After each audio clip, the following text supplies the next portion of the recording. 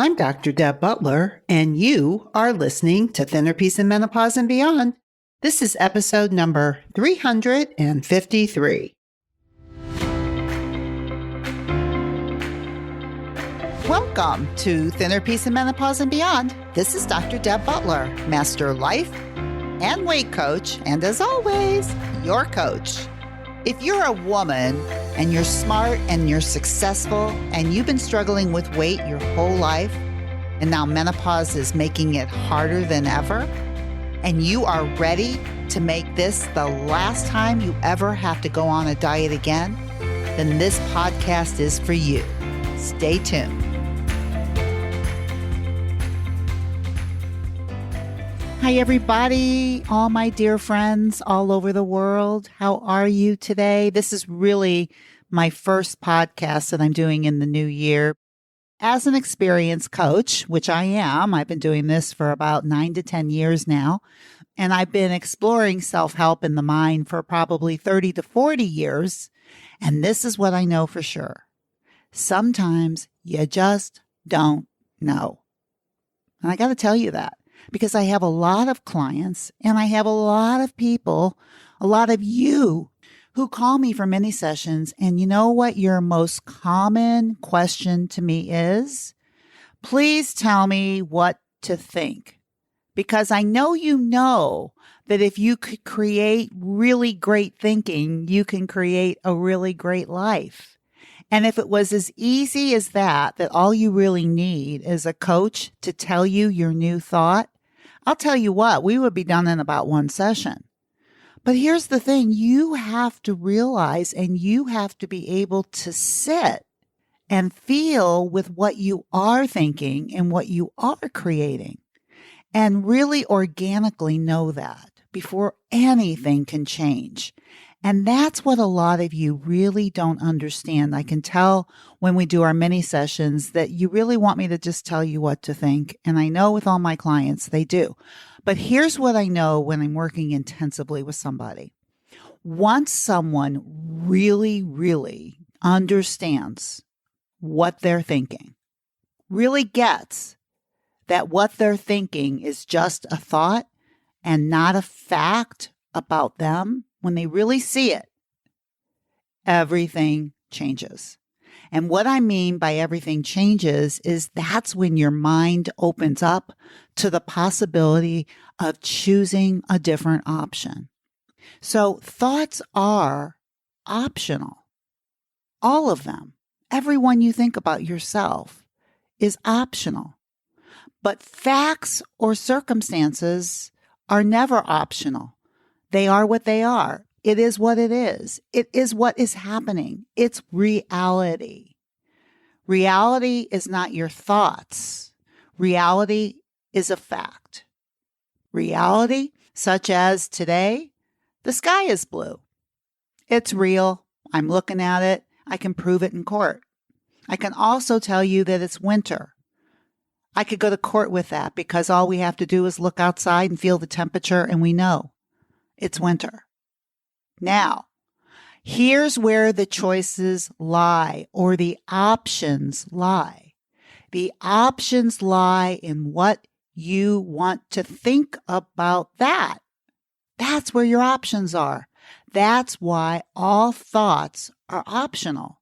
Even though for you, you think that because it's up in your head and you think it must be real. It must be true. But once you can differentiate the difference between a fact and a thought, which is optional, you can change everything. So the reason that I'm talking about this and the reason I'm going to be talking a lot about the model and how your mind works is because I'm going to start doing some free webinars on this also, where you're actually going to be able to see me and I'm going to actually have a whiteboard and I'm going to be showing you this over and over again to teach you. And I'm going to teach it to you for free because I think it's so important. So for today, this is where I'm going. We just came off Christmas, the holidays. And I don't know about you, but I can tell you from the people that I've talked to in many sessions and my clients, I have a lot of tired and very kind of hopeless people. And the reason that they're feeling hopeless or even tired or even exhausted, a lot of it has to do with what they're thinking about what happened. Now, I've talked to you a lot about the holidays prior to the holidays coming, about all the things that you could be thinking about it. And some of you maybe did think those thoughts, and maybe some of you didn't. But now you have a choice what you want to think afterwards. Some of my clients were very depressed when I talked to them on the phone because they didn't like what they did. And when they don't like what they did, when they think I did it wrong, or I did something wrong, or I messed it all up, or I'll never get this, or this will never work, because those are a lot of optional thoughts that are optional when you think about what happened during Christmas. So whatever happened during Christmas can be a fact. A fact about the holidays might be that you overate on Christmas. The fact may be, like from one of my clients, is there were homemade cookies in the house, and for some reason, those homemade cookies spoke to her, quote unquote, spoke to her. Not Oreos, because she doesn't care about Oreos. Those could stay in the pantry all day long. But they were homemade, is what they think. And because they're homemade, they needed to eat them. Now, that's already done. That's a fact. They ate the homemade cookies. We can make that a fact. So the only options available now, and we're talking about it because we're in the new year and we want to decide how we want this new year to go. So what do you want to take from what you've done during the holidays? What I tell my clients, and I should tell you too, if you've been following my podcast for a while and you've been doing a lot of the work and you've been working with me through the holidays, then the holidays are like a bonus package for you. And for all of my clients, I tell them you didn't pay any extra, but you got a bonus because you got the holidays. Now, why is that such a bonus? Because it just brings up everything. It shows you. It shows you how you react to reality. You may like it and you may not like it. But what I want you to do is to become very curious about what happened. Because this is the difference between curiosity and punishment. This is the difference between coaching and punishing yourself. Because all the people that I've talked to since the holidays and I've coached, we've been able to turn around their optional thoughts to really help them learn what happened during the holidays, right? So that actually it makes them stronger in the new year, not weaker. So you don't want to come out of the holidays punishing yourself and telling yourself how terrible you were and how you're never going to do it again. And now you're going to start.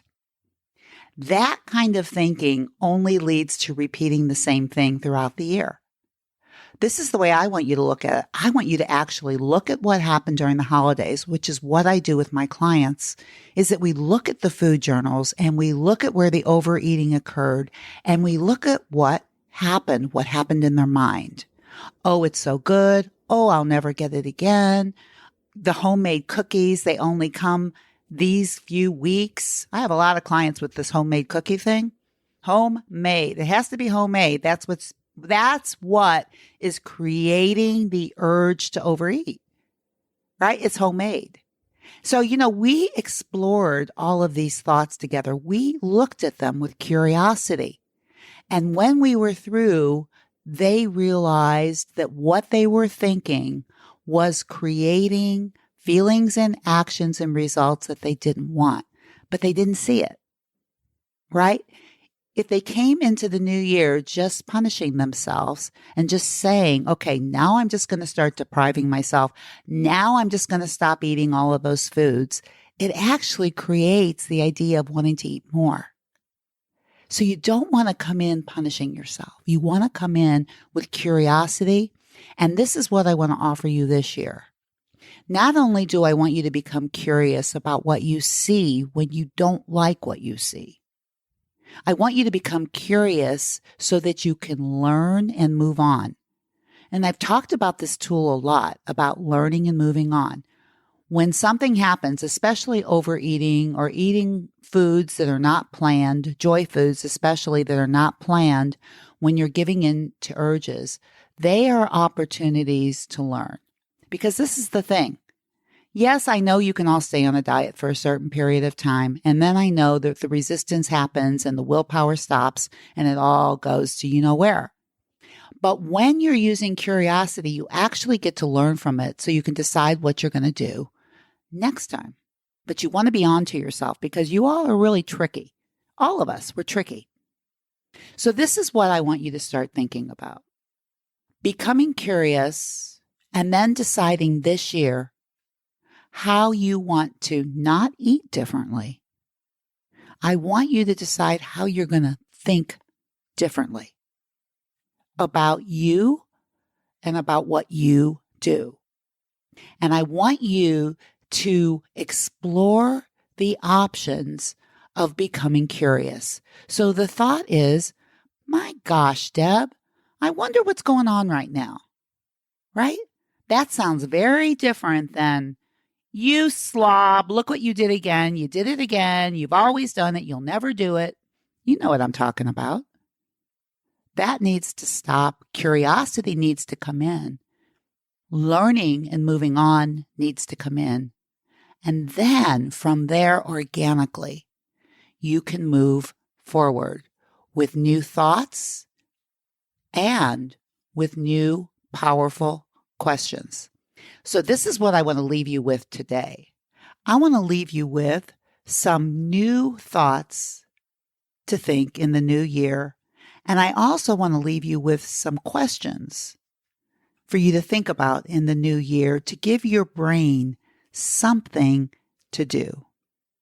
And there's also something else I want to leave you with as we start the new year.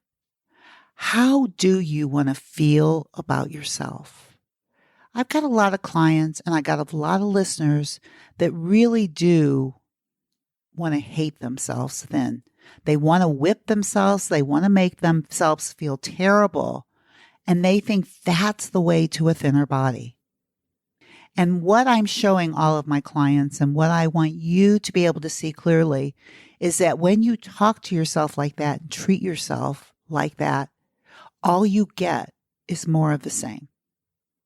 You don't get a person that wants to take better care of this precious human being.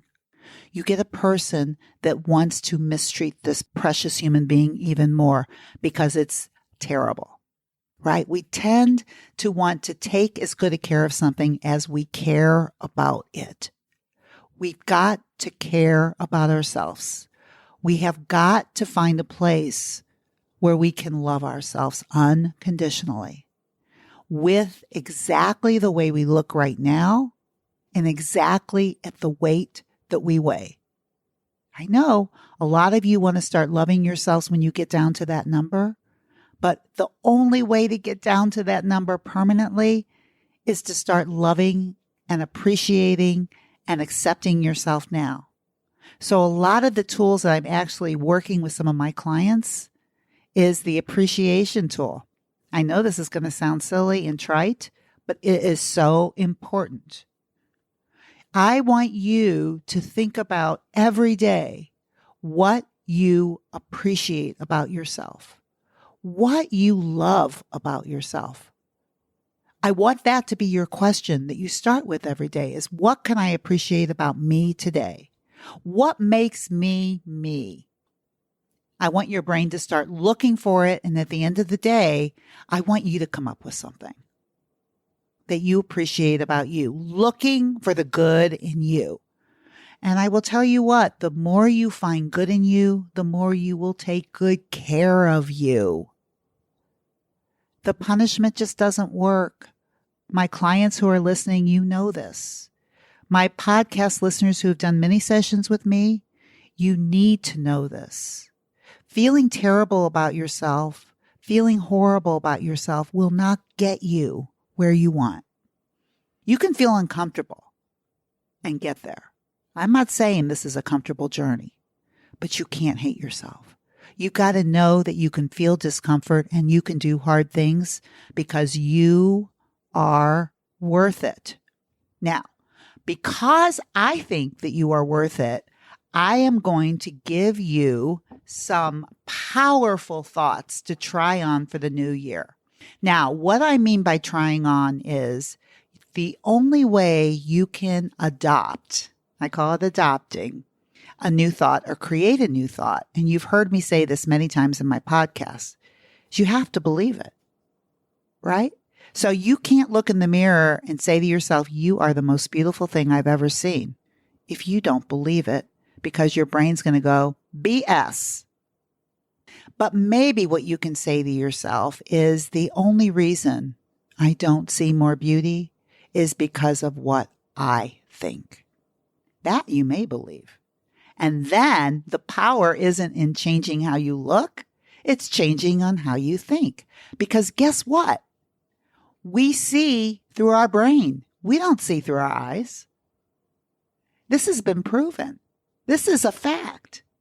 How we think affects what we see. I think that's crazy, but it's true.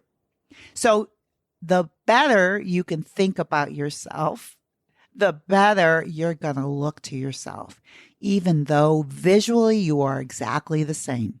And this goes for your life too. The more you think differently about whatever your circumstances are, the more you're going to create a different life, even though everything in the fact line is the same. Because it's how you react. It's how you think.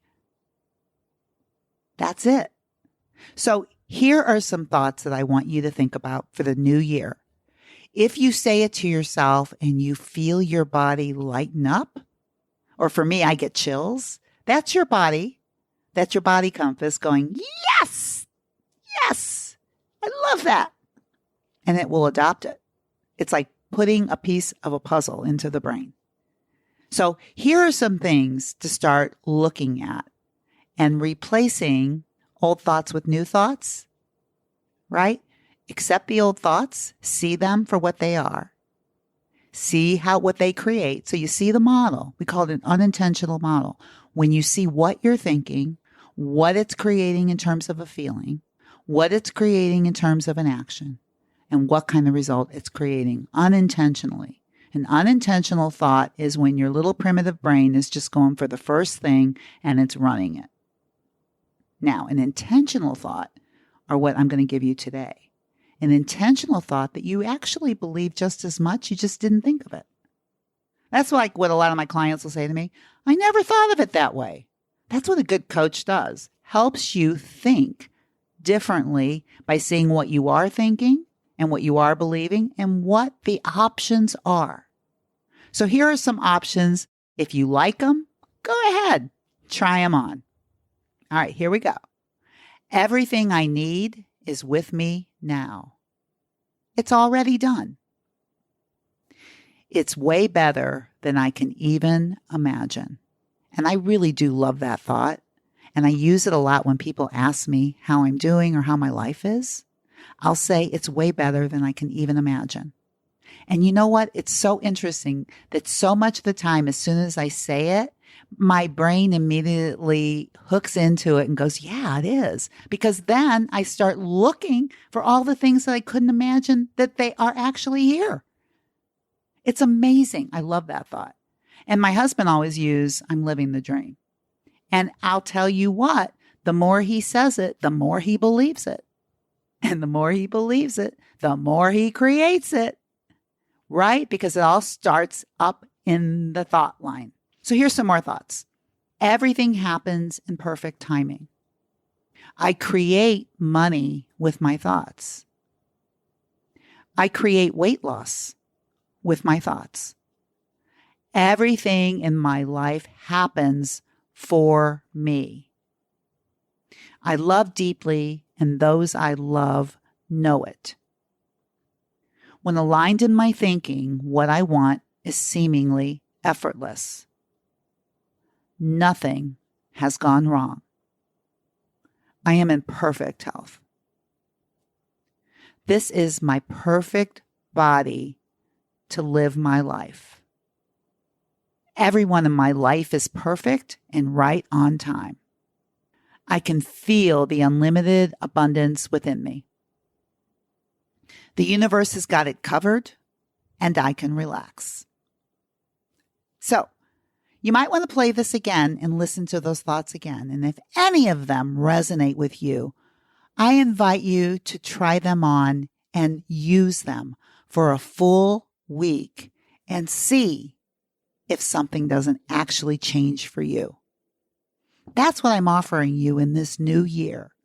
A way to create new intentional models in your life based on seeing the thinking, the unintentional thinking, your old thinking, which of course, sometimes the only way you can even see it is by being coached. I have to be honest about that.